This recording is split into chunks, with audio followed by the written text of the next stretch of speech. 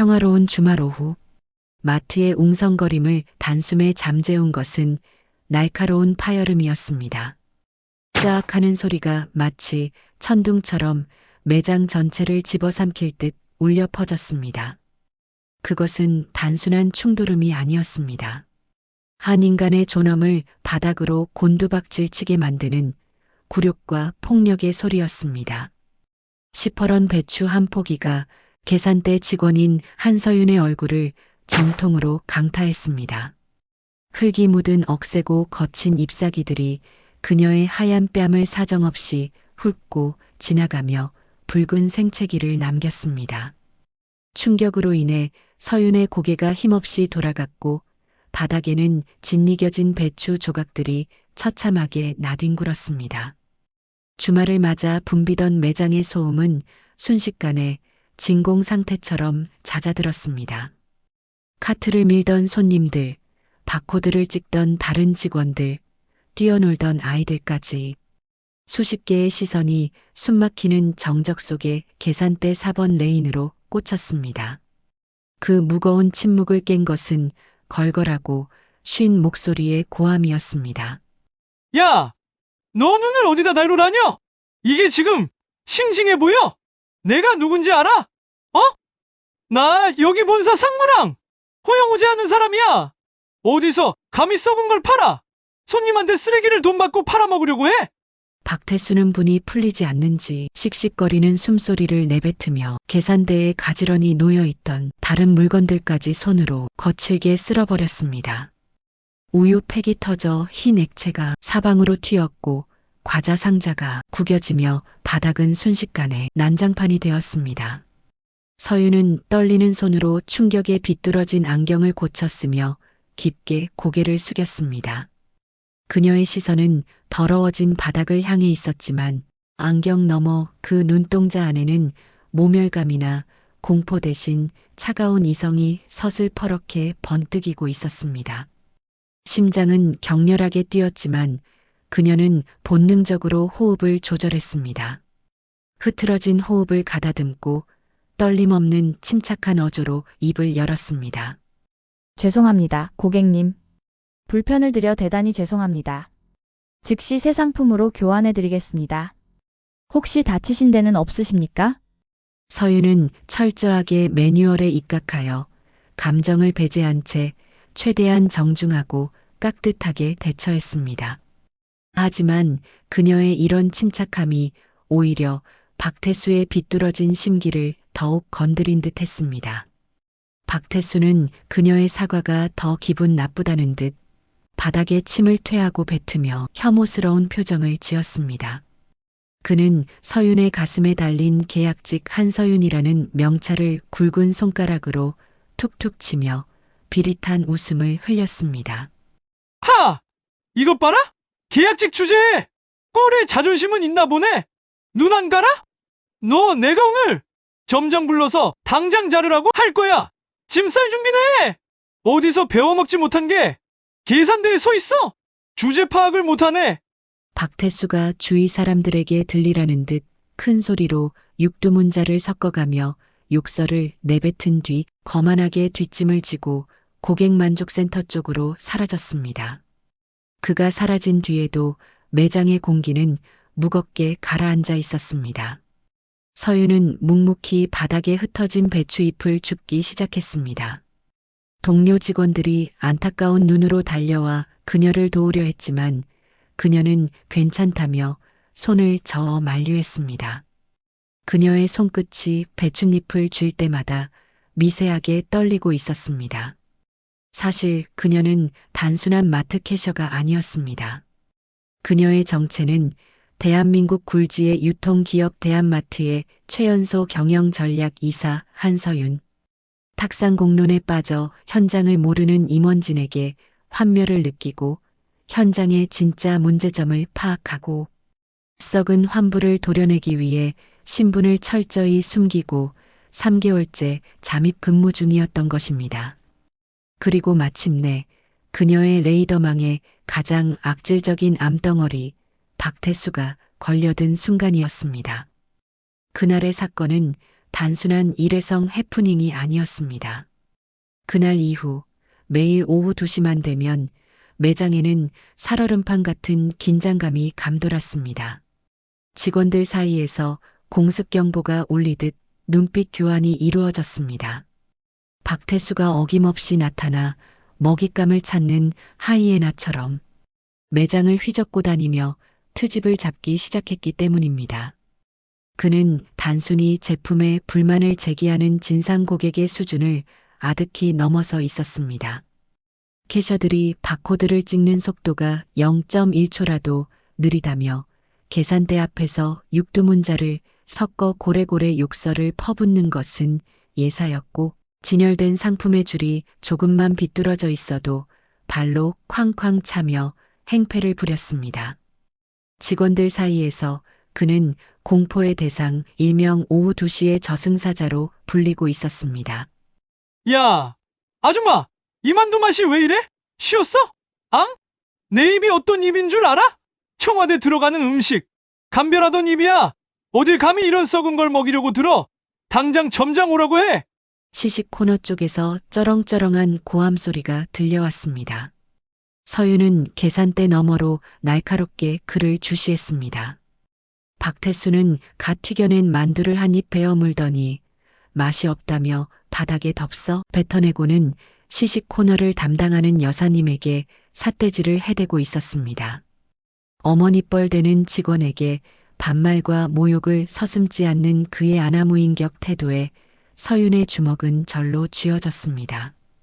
그녀는 주머니 속의 초소형 녹음기를 만지작거리며 끓어오르는 분노를 사겼습니다. 당장이라도 이사 직함을 밝히고 보안팀을 불러 그를 질질 끌어내고 싶었지만 서윤은 입술을 피가 날 정도로 깨물며 참아야만 했습니다. 아직은 때가 아니었습니다.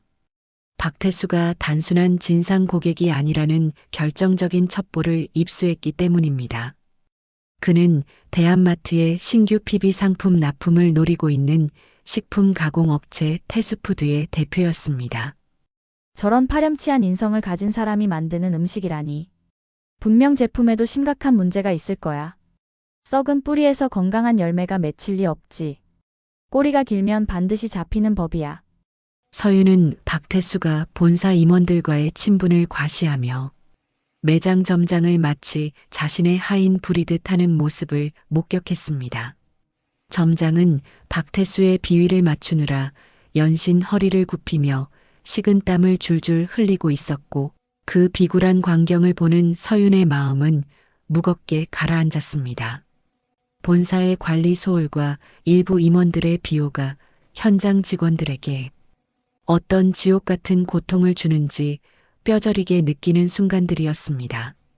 그녀는 이 썩어 빠진 악의 연결고리를 끊어내기 위해 더 확실하고 결정적인 증거가 필요했습니다. 박태수라는 인간이 가진 밑바닥을, 그리고 그가 숨기고 있는 더러운 비리를 낱낱이 파헤쳐야만 했습니다. 기회는 예기치 않게 하지만 운명처럼 찾아왔습니다. 며칠 후 먼지가 뽀얗게 쌓인 창고 재고 정리를 하던 서윤은 인적이 드문 통조림 코너 구석진 곳에서 누군가가 소곤거리며 통화하는 소리를 들었습니다. 평소의 천장을 뚫을 듯한 고함 소리와는 달랐지만 그 비열하고 끈적한 음색은 분명 박태수였습니다. 서윤은 본능적으로 발소리를 죽이고 높은 진열대 뒤로 몸을 숨겼습니다. 박태수는 주변을 두리번거리며 극도로 은밀하고 짜증 섞인 목소리로 누군가와 통화 중이었습니다.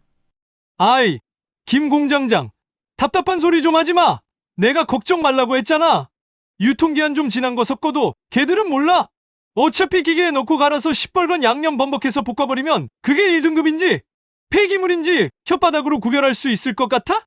냄새만 안 나게 락스 좀 풀어서 팍팍 씻으라고. 서윤은 자신의 귀를 의심했습니다. 심장이 쿵쿵거리며 갈비뼈를 때리기 시작했습니다. 이것은 단순한 갑질의 문제가 아니었습니다. 소비자의 건강과 생명을 위협하는 명백한 중대 범죄 행위였습니다. 서윤은 떨리는 손으로 스마트폰의 녹음 버튼을 눌렀습니다. 그녀의 손은 분노로 차갑게 식어 있었지만 스마트폰을 쥔 손가락 끝은 하얗게 질려 있었습니다. 이번에 대한마트 계약만 따내면 게임 끝이야? 어차피 담당이사 놈도 내가 룸살롱 데려가서 술 좀 먹여놨으니까 프리패스오. 폐기물 처리 비용 아껴서 이번에 내 차나 바꿀 거니까 잔말 말고 조용히 시키는 대로 섞어. 알았어? 통화 내용은 충격 그 자체였습니다. 폐기 직전에 썩은 식재료를 사용해 납품 단가를 낮추고 그 차익을 착복하여 자신의 사리사욕을 채우려는 추악한 계획이었습니다. 게다가 본사 구매 담당 임원까지 성접대와 뇌물로 매수했다는 구체적인 정황까지 포착되었습니다. 서윤의 눈빛이 매섭게 변했습니다. 이것은 그녀가 대한마트의 경영 전략 이사로서 반드시 막아야 할 대형 사고이자 기업의 존립을 흔들 수 있는 위기였습니다. 박태수는 통화를 마치고 콧노래를 흥얼거리며 유유히 자리를 떴지만 그는 자신이 누구에게 꼬리를 잡혔는지 꿈에도 모르고 있었습니다. 서윤의 주머니 속에는 이제 박태수의 목줄을 단숨에 잴 수 있는 확실하고 치명적인 스모킹건이 담겨 있었습니다. 다음 날 사건은 엉뚱한 곳에서 터졌습니다. 점장이 사색이 된 얼굴로 서윤을 급히 호출한 것입니다. 점장실 문을 열고 들어서자 가죽 소파에 거만하게 다리를 꼬고 앉아 있는 박태수가 보였습니다. 점장은 어쩔 줄 몰라 쩔쩔매며 서윤을 바라보고 깊은 한숨을 쉬었습니다. 어이, 점장님, 내 말이 틀려? 서비스 정신이 글러먹은 애를 왜 계속 데리고 있어? 고객을 쳐다보는 눈빛이 아주 기분 나빠서 밥맛이 떨어진다니까. 내가 본사 김상무한테 전화 한 통이면 이 지점 평가 점수 깎이는 거 일도 아닌 거 알지? 앙! 박태수는 말도 안 되는 이유로 서윤을 해고하라고 점장을 협박하고 있었습니다. 이유는 단순하고 유치했습니다. 어제 자신의 기분이 나빴고 안경 너머로 보이는 서윤의 눈빛이 마음에 들지 않았다는 것이었습니다. 힘없는 점장은 울며 겨자 먹기로 서윤에게 다가와 작은 목소리로 애원하듯 부탁했습니다. 한서윤 씨, 정말 미안하지만 박 대표님께 정중하게 사과드려요. 무릎이라도 꿇고 빌면 회고는 없던 일로 해주신다니까. 응? 제발 좀 부탁할게. 나도 처자식 먹여 살려야 하잖아. 서윤은 기가 찼습니다. 정당한 해고 사유도 없이 단지 거래처 사장의 비위를 거스른다는 이유로 성실한 직원을 내치려는 상황. 이것이 바로 그녀가 모르고 있던 현장의 참혹한 민낯이었습니다. 서윤은 주먹을 꽉 쥐었습니다. 손톱이 살을 파고들 만큼 아팠습니다. 지금 당장 내가 이사다. 라고 소리치며 이 상황을 뒤집을 수도 있었습니다.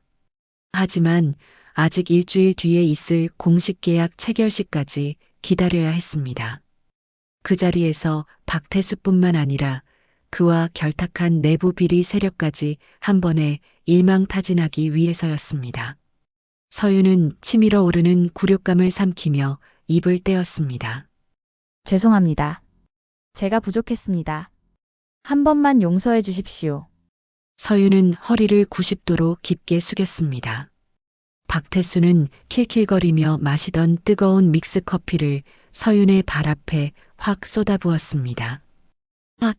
낡은 운동화 위로 뜨거운 갈색 액체가 튀어올랐고 하얀 양말이 축축하게 젖어 들어갔습니다. 발등이 데일 듯 뜨거웠지만 서윤은 미동도 하지 않았습니다. 그녀는 고개를 숙인 채 마음속으로 차갑게 다짐했습니다. 이 커피 자국보다 더 진하고 고통스러운 피눈물을 박태수 내가 흘리게 될 것이다. 그녀의 다짐은 단순한 복수가 아닌 정의의 심판을 향한 맹세였습니다. 해고 위기를 가까스로 넘긴 일주일 동안 서윤은 낮과 밤이 극명하게 다른 이중 생활을 철저하게 수행했습니다. 낮에는 묵묵히 바코드를 찍고 박태수의 온갖 모욕을 견뎌내는 계약직 사원이었지만 밤이 되면 그녀는 대한민국 최고 기업의 냉철한 전략가로 돌변했습니다. 그녀는 자신의 본래 직권을 비밀리에 이용하여 감사팀 최정의 요원들을 풀 가동했습니다. 태수푸드 공장의 위생상태 점검 기록을 몰래 확보하고 박태수가 매수한 구매팀 과장의 차명 계좌 내역까지 샅샅이 뒤져 불법 자금 흐름을 추적했습니다. 퍼즐 조각이 하나씩 맞춰질 때마다 서윤의 눈빛은 더욱 차갑고 날카롭게 빛났습니다. 조금만 더 즐겨둬, 박태수. 네가 누리고 있는 그 부당한 권력, 그 역겨운 웃음이 비명으로 바뀌는 건 한순간이니까. 드디어 운명의 날, 계약 체결식 전날 밤이 되었습니다. 박태수는 마지막으로 매장에 들러 퇴근하는 서윤을 주차장에서 불러 세웠습니다. 그는 내일이면 자신이 대한마트의 공식 파트너사가 된다는 사실에 한껏 들떠 승자의 여유를 부리고 싶었던 모양입니다. 야, 너 운 좋은 줄 알아라. 내일 내가 본사 가서 도장만 찍으면 넌 내 덕에 안 잘린 거야. 쯔쯔. 고마운 줄 알고 앞으로 나 볼 때마다 90도로 인사해. 알았어? 안 그러면 내 그 밥줄 내가 언제든 가위로 자르듯 끊어버릴 수 있으니까. 그는 서윤의 어깨를 툭툭 치며 비아냥거렸습니다. 어두운 주차장 가로등 아래 서윤은 쓰고 있던 뿔테 안경을 손가락으로 치켜올리며 처음으로 그의 눈을 똑바로 피하지 않고 응시했습니다. 그녀의 눈빛에는 더 이상 두려움도 굴종도 없었습니다. 그리고 아주 작지만 소름 끼치도록 또렷한 목소리로 대답했습니다. 네, 대표님. 내일 본사에서 꼭 뵙고 싶네요. 정말로. 기대하셔도 좋습니다. 박태수는 서윤의 묘한 눈빛과 태도에 순간 등골이 서늘해짐을 느꼈습니다. 뭐야, 이 여자? 왜 눈빛이 달라? 하는 생각이 스쳤지만 이내 감히 계산원 따위가 본사에 올 일이 뭐가 있겠냐며 헛웃음을 치고 돌아섰습니다. 하지만 그는 서윤이 말한 기대가 지옥을 의미하는지 전혀 알지 못했습니다. 멀어지는 박태수의 고급 세단을 바라보는 서윤의 주머니 속에는 태수푸드의 충격적인 성분 분석 결과지와 모든 비리 증거가 담긴 USB가 싸늘하게 빛나고 있었습니다. 덫은 완벽하게 놓여 있었습니다. 대망의 우수 협력업체 선정 및 계약 체결식 당일 대한마트 본사 최상층에 위치한 대회의실에는 팽팽한 긴장감이 흘렀습니다. 박태수는 최고급 이탈리아산 양복을 빼입고 머리에는 기름을 잔뜩 발라 넘긴 채 거만하고 자신만만한 표정으로 회의실에 들어섰습니다. 그는 이미 성공의 달콤한 맛에 취해 있었습니다. 자신이 미리 뇌물로 매수한 구매팀 과장과 은밀한 눈짓을 주고받으며 여유로운 승리의 미소를 지었습니다. 아이고, 과장님. 오늘따라 안색이 좋으십니다. 계약 끝나고 제가 아주 끝내주는 곳 예약해뒀으니 오늘 밤 거하게 한잔 하시죠? 아가씨들도 아주 물이 좋답니다. 서로 음흉한 덕담을 주고받으며 히히덕거리고 있던 바로 그때 회의실의 육중한 문이 벌컥 열리고 비서실장이 들어와 엄숙하게 알렸습니다. 경영전략이사님께서 입장하십니다. 모두 기립해 주십시오. 회의실의 모든 임직원이 군기가 바짝 든 모습으로 일제히 자리에서 일어났습니다. 박태수도 얼떨결에 덩달아 일어났습니다. 소문으로만 듣던 경영전략이사는 회장의 딸이자 그룹 내 실세 중의 실세로 알려진 전설적인 인물이었습니다. 박태수는 그녀에게 잘 보여야겠다는 생각에 급히 넥타이를 고쳐 매며 문 쪽을 뚫어지게 주시했습니다. 또각, 또각, 또각. 날카롭고 규칙적인 하이힐 소리가 대리석 바닥을 울리며 회의실의 정적을 깼습니다. 소리가 가까워질수록 박태수의 심장은 왠지 모를 불안감으로 쿵쿵 뛰기 시작했습니다. 그리고 마침내 문을 열고 들어온 사람은 박태수의 두 눈을 의심하게 만들었습니다. 완벽하게 재단된 블랙 슈트, 뒤로 깔끔하게 넘긴 카리스마 넘치는 헤어스타일, 그리고 차갑다 못해 시리도록 냉정한 무표정. 안경은 벗었지만 그 얼굴은 분명 어제까지 자신이 침을 뱉고 욕설을 퍼붓던 마트 캐셔, 바로 그 여자였습니다. 그녀는 좌중을 압도하는 여왕의 아우라를 뿜어내며 상석으로 천천히 걸어갔습니다. 박태수는 입을 떡 벌린 채 그 자리에서 망치로 머리를 맞은 듯 멍하니 굳어버렸습니다. 저 여자가 왜 여기에? 말도 안 돼. 저건 마트 캐셔잖아. 서윤은 상석에 앉아 천천히 서류를 넘기다가 고개를 들어 공포에 질린 박태수와 정면으로 시선을 마주쳤습니다. 그녀의 입가에 서늘하고 잔혹한 미소가 번졌습니다. 그것은 죄인에게 사형 선고를 내리는 재판관의 미소였습니다. 회의실 안은 숨소리조차 들리지 않을 만큼 적막했습니다. 서윤은 천천히 마이크를 잡고 매장에서의 주눅든 목소리가 아닌 차분하지만 위험 있는 저음으로 말문을 열었습니다. 그녀의 목소리는 스피커를 타고 회의실 구석구석을 파고들었습니다. 반갑습니다. 태수푸드의 박태수 대표님. 어제 매장에서는 제 유니폼 때문에 인사를 제대로 못 드렸네요. 대한마트 경영전략 이사 한서윤입니다. 박태수의 얼굴은 순식간에 핏기가 빠져나가 하얀 백지장처럼 변했습니다. 턱이 덜덜 떨리기 시작했고 다리에 힘이 풀려 주저앉을 뻔한 것을 책상을 잡고 간신히 버텼습니다. 그는 눈앞의 현실을 부정하고 싶었습니다. 이사님, 그게 무슨 말도 안 돼. 아니, 이사님이 왜 거기서? 이건 꿈이야. 말이 안 됩니까?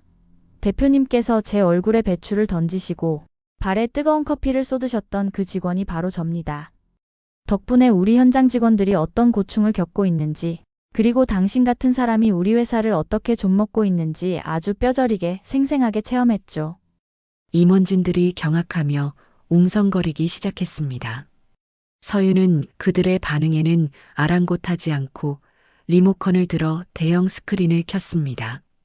화면에는 태수푸드 불법 폐기물 사용 증거 및 뇌물수수 내역이라는 붉은색 제목이 섬뜩하게 떴습니다. 그리고 회의실 스피커를 통해 박태수의 목소리가 쩌렁쩌렁하게 울려 퍼졌습니다.